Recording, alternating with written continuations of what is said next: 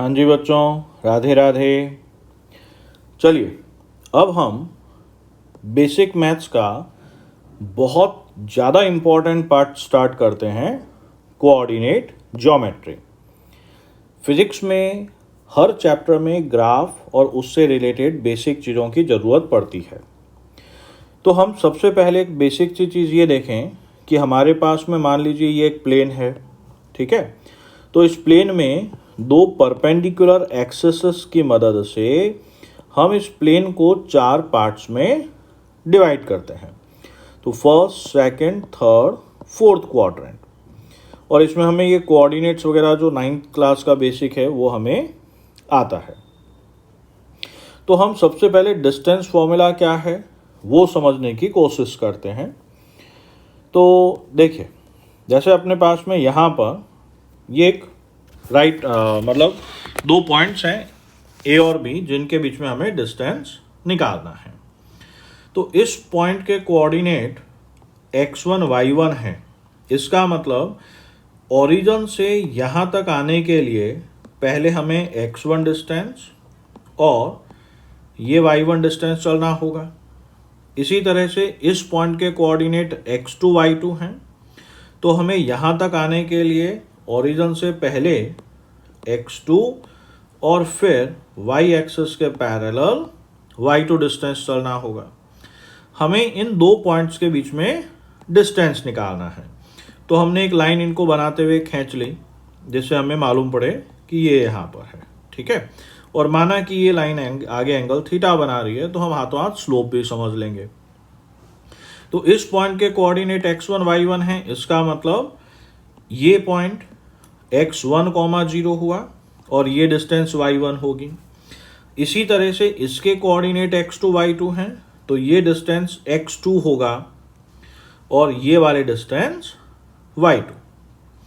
अब हमने इस पॉइंट A से x एक्सिस के पैरेलल एक लाइन खींच दी, जो इस लाइन को इस पॉइंट पे मीट करती है। तो इस पॉइंट के कोऑर्डिनेट्स यहाँ तक आने के लिए हमें x2 डिस्टेंस ऐसे और y1 डिस्टेंस ऐसे चलना पड़ा। तो इस पॉइंट के कोऑर्डिनेट्स x2, y1 है। तो अब देखिए, हमारे पास में एक राइट एंगल ट्राइंगल बन रहा है, ठीक है, जिसमें ये डिस्टेंस x1 है, ये डिस्टेंस x2 है। तो ये वाला जो डिस्टेंस हुआ, इसका मतलब ये वाला डिस्टेंस x2 माइनस x1 होगा। इसी तरह से ये डिस्टेंस y1 है और ये वाला डिस्टेंस y2 है।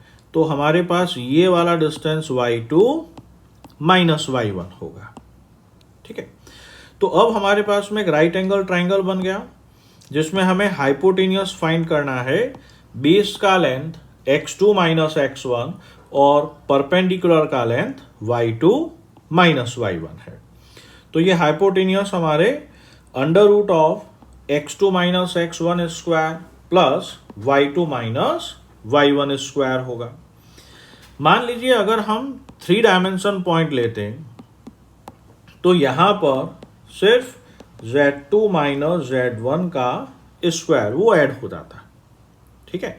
तो हम किसी 3 डायमेंशन दो पॉइंट्स के बीच में भी डिस्टेंस निकाल सकते हैं, नहीं तो 2 डायमेंशंस में दो पॉइंट के डिस्टेंस का फॉर्मूला ये है। अब ये वाली लाइन x एक्सिस के साथ थीटा एंगल बना रही है। तो इस लाइन का स्लोप जो हम डिफाइन करते हैं tan थीटा से डिफाइन करते हैं। तो tan theta equal to perpendicular by base. तो ये हमारे पास में y2 minus y1 upon x2 minus x1 आ जाएगा। अभी हम डिस्टेंस फॉर्मूले में तो कुछ विशेष नहीं है। जैसे मान लीजिए x1, x2, y1, x1, y1 और x2, y2 है। तो हम डिस्टेंस निकालना चाहें तो x2 माइनस x1 का square plus y2 minus y1 का स्क्वायर, इसको सिंपल करेंगे, ये आगे हमारा डिस्टेंस आएगा। स्लोप वाले में हम आगे बात करें, जैसे हमने स्लोप वाला फॉर्मूला अपन ने देख ही लिया था। इस डायग्राम को ध्यान से देखिए, लाइन ये है, तो जिस पॉइंट पे हमें स्लोप निकालना है उस पॉइंट पर एक्स एक्सिस की पॉजिटिव डायरेक्शन से एंटी क्लॉकवाइज बनने वाला एंगल लिया जाता है। तो जब भी लाइन बनानी हो हम ये वाला एंगल लेंगे, न कि ये वाला। अब स्लोप पॉजिटिव, नेगेटिव, जीरो या नॉट डिफाइंड कुछ भी हो सकता है। अभी हम समझते हैं। जैसे मान लीजिए हमारे पास में हम 3 एग्जाम्पल ले रहे हैं, फिर इनको डिटेल में डिस्कस करते हैं। एक बार इनको हटा रहा हूं जिससे समझने में थोड़ा सा आसानी रहे। मान लीजिए हमारे पास में ये वाली लाइन है, सबसे पहला वाला, ये एक्स एक्सिस के पैरेलल है, इसका मतलब थीटा 0 है, तो इसका स्लोप 0 कहलाएगा। ध्यान से देखेंगे तो यहाँ पर y1 और y2 बराबर है। अब ये वाली लाइन एक्स एक्सिस से जो एंगल बना रही है वो 90 से छोटा है, और tan थीटा जब 90 से छोटा होता है वो पॉजिटिव होता है। और यहाँ पर अगर हम पॉइंट्स की बात करें तो y2 ग्रेटर देन y1 होगा। इस लाइन में ये लाइन एक्स एक्सिस के साथ 90 डिग्री का एंगल बनाती है, तो यहाँ पर इसका स्लोप नॉट डिफाइंड रहेगा। ये वाली लाइन एक्स एक्सिस के साथ जो एंगल बना रही है वो 90 से बड़ा है और 180 से छोटा है, तो इसका स्लोप नेगेटिव होगा। ठीक है, अब हम आगे बात करें। जैसे मान लीजिए हमारे पास में ये 2 पॉइंट्स हैं, इनको मिलाने वाली लाइन का स्लोप अपने को निकालना है, तो y2 minus y1 upon x2 minus x1, इसे सॉल्व करेंगे तो हमारे पास इसका स्लोप आएगा।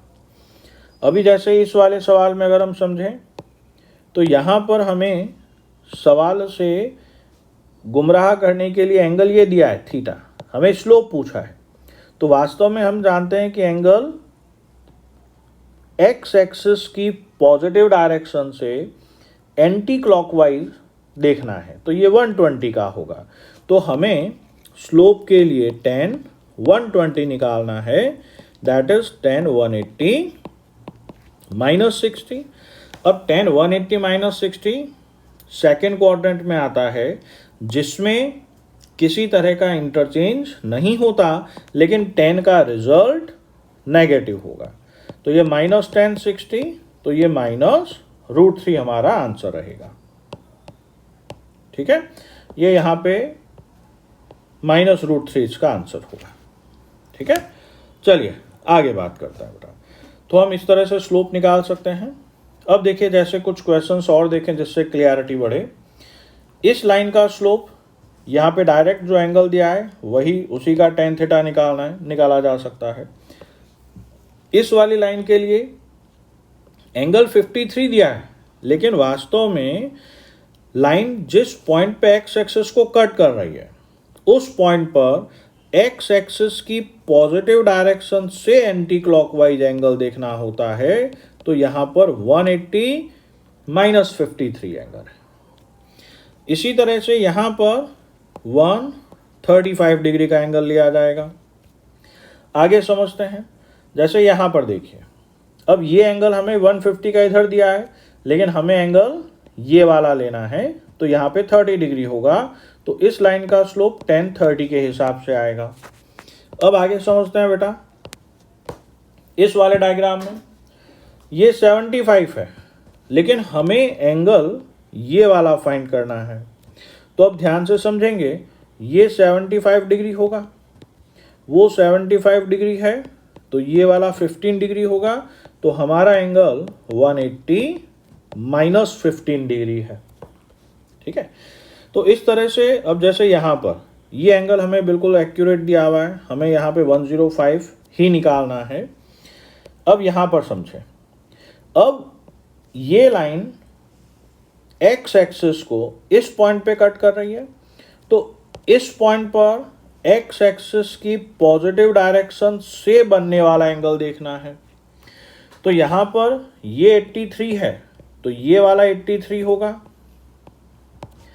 तो ये वाला 7 डिग्री होगा, क्योंकि ट्राइंगल के 3 एंगल का सम 180 होना चाहिए, जिसमें से ये वाला 90 है, तो इस वाले एंगल का और इस वाले एंगल का सम 90 होना चाहिए। ये 83 है तो ये 7, तो ये वाला एंगल 180 माइनस 7 डिग्री। इन सब ट्रिग्नोमेट्रिक वैल्यूज फाइंड करने के लिए अगर आपको 7 डिग्री हुआ, 8 डिग्री हुआ, 16 डिग्री हुआ, इनके वैल्यूज नहीं आते तो मैथमेटिकल टूल्स का ट्रिग्नोमेट्रिक में a+b और a-b वाला सेक्शन जरूर देखें। इसके आगे हम नेक्स्ट पार्ट में बात करते हैं। राधे राधे बेटा।